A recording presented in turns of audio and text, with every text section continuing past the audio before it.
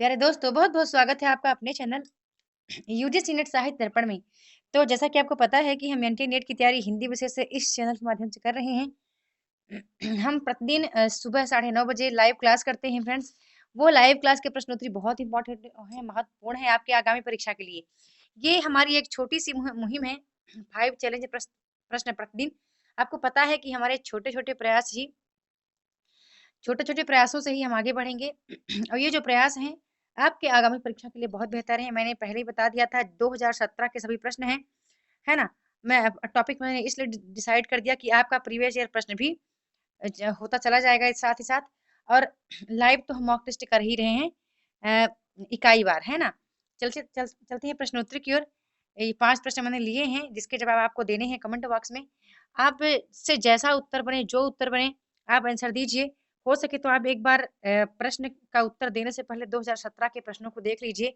2017 के जो भी प्रश्न हैं जनवरी का, चाहे सेशन हो या फिर नवंबर का सेशन हो, देख लीजिएगा, ठीक है? पहला प्रश्न आता है कि शंखमुखी शिखरों पर यह कृति किसकी है? बताना है आपको। धूमिल की है, लीलाधर जंगूड़ी की है, श्रीकांत वर्मा की है, रामनरेश त्रिपाठी की है। ठीक है, दूसरा प्रश्न देख लेते हैं। दूसरा प्रश्न यहीं पर है कि नामवर सिंह ने हजारी प्रसाद द्विवेदी जी के निबंध लालित्य मीमांसा के कितने सूत्र बताए हैं? है ना? प्रश्न को बड़े ध्यान से पढ़िएगा, सभी प्रश्नों को ध्यान से पढ़िएगा। मैं कहती हूँ कि आप हो सके तो नोटबुक में 5 प्रश्न ही हैं, इनको नोट करते जाएं। तो कितने सूत्र बताए हैं नामवर सिंह ने? बताना है आपको। 1 बताए हैं, 2 बताए हैं, 3 बताए हैं कि 4 बताए हैं। ठीक है, अगला प्रश्न देख लेते हैं। अगला प्रश्न बड़ा ही इंपॉर्टेंट है फ्रेंड्स, क्योंकि इस तरह के प्रश्न एग्जाम में अक्सर रिपीट होते हैं और सुरेंद्र वर्मा के नाटक तो कई बार रिपीट हो चुके हैं। तो अभिव्यक्ति की स्वतंत्रता का प्रश्न सुरेंद्र वर्मा के किस नाटक में आया है? ठीक है, ध्यान से पढ़िएगा। अभिव्यक्ति की स्वतंत्रता का प्रश्न सुरेंद्र वर्मा के किस नाटक में आया है? शकुंतला की अंगूठी में, श्वेतबंधु में, द्रौपदी में या फिर इनमें से कोई नहीं? आगे चलते हैं, अगला प्रश्न देख लेते हैं, है ना? क्योंकि इकाई 3 से लिया गया प्रश्न है। आपको पता है सभी प्रश्न बहुत इंपॉर्टेंट हैं।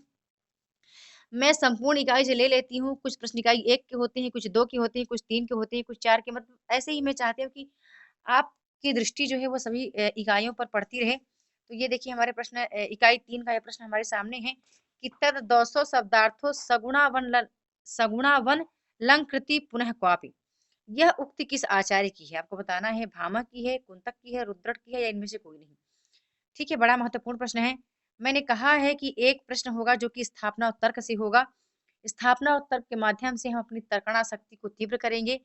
तो अभी तक बता दूं, जितने भी स्थापना और तर्क वाले प्रश्न हैं, 2-4 विद्यार्थियों को, 2-4 मित्रों को छोड़ करके बाकी सभी के स्थापना और तर्क वाले प्रश्न के जवाब गलत आ रहे हैं। ठीक है, स्थापना और तर्क वाले प्रश्नों को बहुत ध्यान से पढ़िए, क्योंकि इनके शब्दों में ही आंसर छुपा है। ठीक है, ये हमारा बोनस अंक है फ्रेंड्स। मैं अक्सर बताती आ रही हूँ, रीडिंग कम्प्रीहेंशन और स्थापना और तर्क वाले प्रश्नों के उत्तर इनके शब्दों में छुपे हैं, यहीं पर छुपे हुए हैं। केवल हमें अपनी तर्क बुद्धि का प्रयोग करना है और इनके आंसर ले लेने हैं, है ना? ये 2 नंबर का प्रश्न है।